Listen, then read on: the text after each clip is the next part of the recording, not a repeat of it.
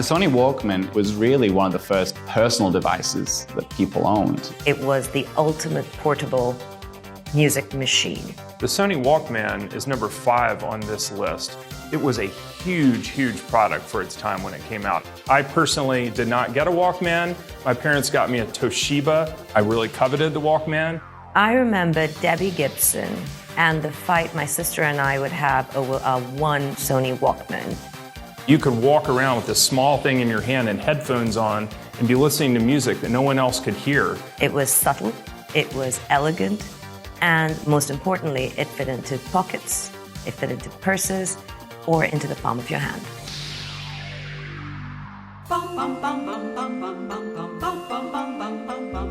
Dreamin', dreamin', dreamin', you'll look my way. Dreamin'. The 100 Greatest Designs of Modern Times is an update of a list that Fortune published 6 decades ago.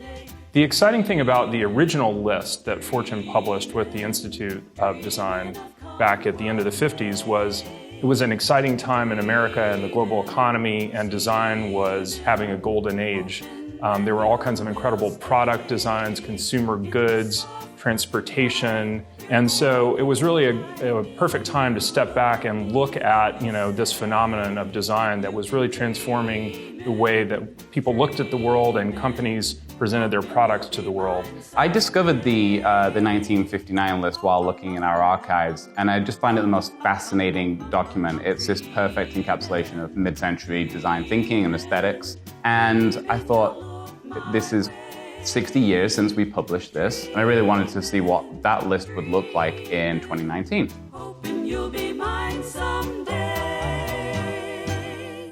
I mean, there are so many chairs on There's this list. so many chairs. In the 1950s, design was better understood as how something looked rather than the function of it. Yeah.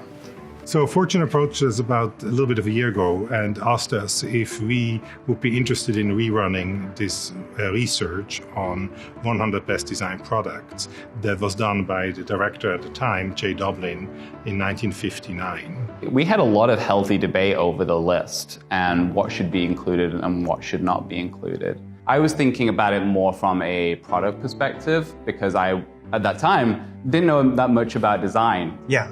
This is a dilemma today. This indicates everything that's going on. Because for me, as a product designer all my life, the designer of things, the criteria have changed from 60 years ago. When we were talking with Fortune, we were concerned that they would want a list to be 100% product. And we really felt like the design industry had moved forward where it didn't make sense to just limit it to just products. The world used to be, I think, more about just individual objects. And now you've got products that learn, you've got products that adapt. So we expanded the criteria to include services and systems, and we limited it to 100 years. Those were the main criteria. This is a very interesting project that demonstrates the change in design, the view of design in the world. I think a fundamental aspect of this new age of design and why people are so fascinated by design and the great companies that are being driven by design is that design is no longer being thought of as just designing a physical product that I will put on a shelf and you will buy. It's creating an ecosystem, it's creating a service, it's anticipating how customers are going to interact with you. 60 years ago, the design of something was much more of an afterthought. It was very much synonymous with the style of the product and how it looked, rather than how it performed. Now we think of design as a verb. We design something to fit its purpose. Entire companies are built on this. Facebook is on our list as one of the great designs. It's created the social media network. It's not an object, it's the app you have on your phone, but it's the experience. Sometimes the design is a little insidious, but it's brilliant in terms of how it anticipates what you as a customer want and interacts with you.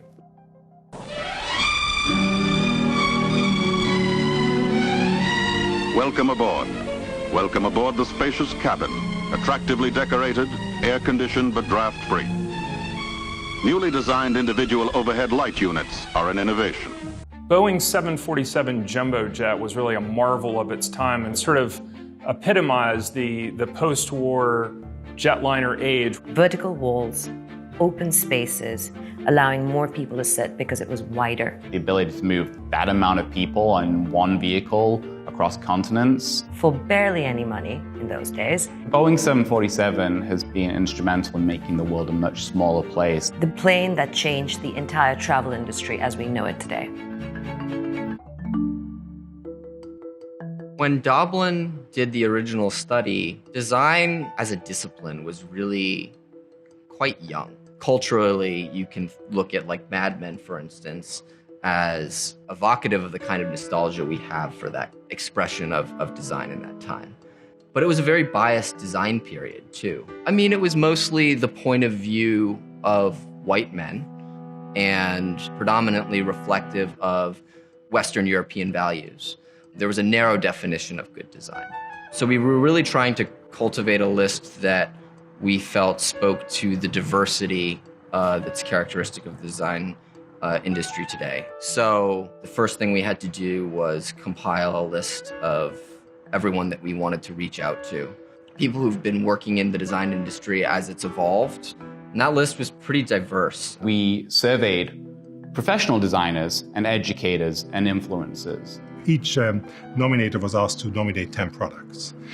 So we asked them to give us the criteria on which they chose and why this made a good product. And then we did a word analysis to actually then distill out of the 300 nominations we got, what were the main criteria used. We found these common traits to a lot of the designs that were submitted, and those were designs that were adaptable, that were equitable, that were usable, that were impactful, and that were transformational. So what this allowed us to really do was give a quantitative weight to qualitative assessments. Out of the top 100 products, there ended up being 24 industries in there, and that compared to 17 60 years ago. The new industries, the 11 that were added, by far the biggest one is internet services. The second key shift, we saw more day-to-day products. So clothing, there was no clothing 60 years ago. Third is services. So it's the first time that healthcare, logistics, those are all that are new. And then lastly, it's just emerging, but really the new growth area for design is more science. So biotech, biodesign, pharma, those are the new growing ones, which are all in there. And that speaks to the diversity of the people we surveyed compared to 1959 and just how much design has influenced other parts of our world. And the categories that got dropped off tended to be very high-ticket items that weren't really broadly available. Cars, there's 14 cars on that original list. And that was a big boom in the 1950s. They were kind of upper middle class products, but they weren't like daily life items. There were a lot of guns on Doblin's list, which I thought was interesting. Kitchen devices, big boom post-war in refrigerators and stovetop appliances. Just from the industry point of view, it's interesting to see how design has spread to everyday life. We see a clear democratization of design. So that also indicates how the value has shifted or the definition of good design. The Post-it note is one of the most beautiful pieces of design on the list. There was a scientist who was looking for a very super form of glue, who ended up finding a glue that did the opposite. They stuck some of this newly discovered sticky but not damaging glue to pieces of paper. And who doesn't use a Post-it now? Since its inception, it's now everywhere, and it's the most useful thing, and that's really what makes great design. It is no bigger or more complex than it needs to be. Accidental discovery, amazing design. At 1959, styling was a big part of design, and design was transactional, and it came at the end of the process. Now, designers are navigators. So designers work in organizations at the front end of the process, particularly in tech companies, to actually identify what should be built, identifying gaps, to find an unmet need, a need that people don't know they had. versus pushing a need onto people by saying you need the newest model of the car. Yeah, I mean, Uber is a great example. It's a service design. We can think about the design of the app, but from a total end user perspective, from the moment that you tap to summon a taxi and the driver receives the notification to come find you, everything about that is designed. And everything about that has a purpose and is as simple as possible. The fewest possible steps, which is the beautiful part of the Uber design. The most obvious example of a company that has transformed the world with design is Apple. And that's why you're going to see 7 products out of the 100 top designs from Apple. Number 2 on the list is the Macintosh computer. It really transformed the way people thought about computers, and a computer being a personal device that you could easily use in your home and do stuff with, and not just be, you know, a giant room full of servers, stuff that you had to be an expert to use. So that was really a transformative moment. And that was driven a lot by Steve Jobs, you know, saying we need to have like a user-friendly device.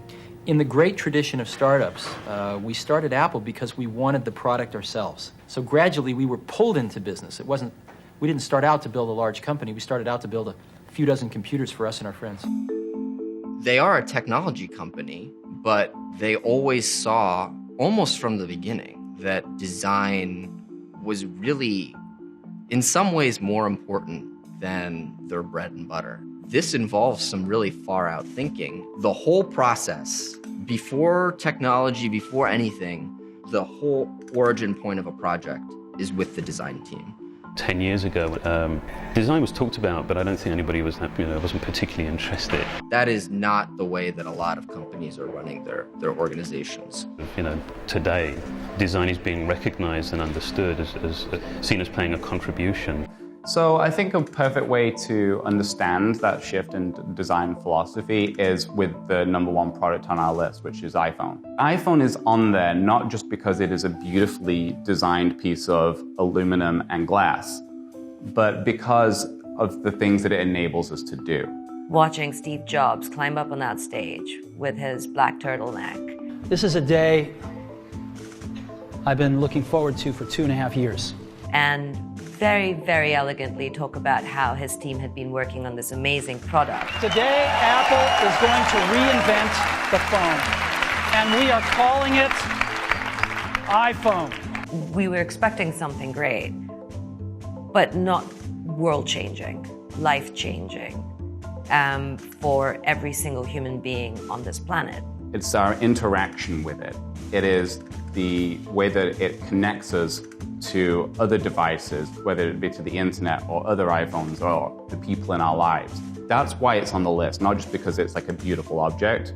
It raised the bar when it came to expecting our devices to provide all of our needs, from music to media to communications to the news. It's created new industries, it's changed industries, it's roiled politics. A simple phone is what we were expecting. What we got was a revolution. I think we've just seen a trend towards design being more disruptive. I actually also think it's a response to our times, because a lot of the problems that we're facing are systemic, and the only way to intervene is through different systems levels approaches. So a lot of these new innovations, I think, are actually a response to problems being more complicated. So for example, on the list, there's a service and a product based on drones delivering medical supplies to remote villages in Africa. The Great Green Wall of Africa. What I really liked about the project was it was really just a community-led response to the impending threats of climate change. It is a design intervention intended to combat desertification. That's just a great example of how design has changed, and now it's just more than a single product. It's an entire system to solve a problem. And I think if we were to do this list again in 50 years, we'll see a lot more projects like that, because that's, I think, truly where a lot of innovation is happening right now. I think it's really significant that we are thinking about design for longevity and design for the future. I think both lists sort of reflect the priorities of the day. So the things that we use most in our lives are internet services. Whereas in the 1950s, people drove sports cars or, they bought a suburban house. And filled it with beautiful things, yeah. The Airbnb is a great example of design thinking in an organization. It really started with this sort of spontaneous idea of creating a place for people to stay. It has allowed people to leverage their homes to get a bit more extra cash. The hosts became the feedback chain to the employees who were part of the design thinking process. And that feedback, along with the user feedback, really redefined the way Airbnb designed their experiences. Airbnb has revolutionized how a lot of people travel. They took design and applied it to a concept that was foreign to people. People didn't want to go and stay in other people's apartments, and then it became appealing. That's a really fascinating triumph of design.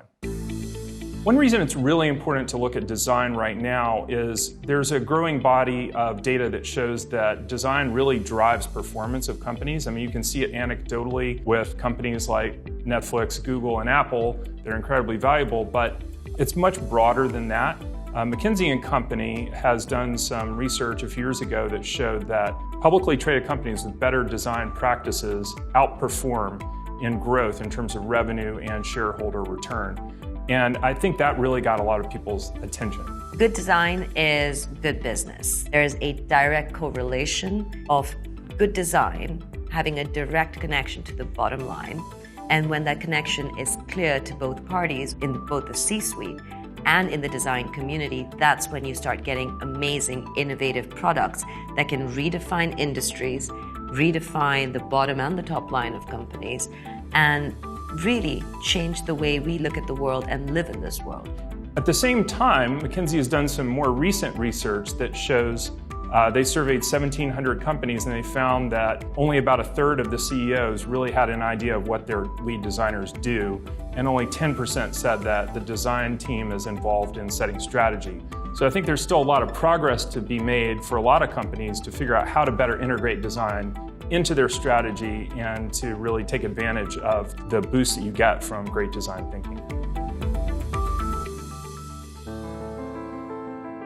So Jay Doblin, he was still strongly of the belief in '59 that commercial design was still not good. The design was underutilized. And our headline for this report is that Jay Doblin would be happy to see this report 60 years later, because design has become to better utility, better social impact, and better aesthetics or individual joy and use. Products are becoming less important to us in our daily lives. And Uber being on the list is a perfect example of that. There's only 4 cars on the list in 2019, but Uber ranks higher than all of them, which speaks to this sort of idea of we put less emphasis on the ownership of a car and the ownership of a beautiful car. We want to get from A to B.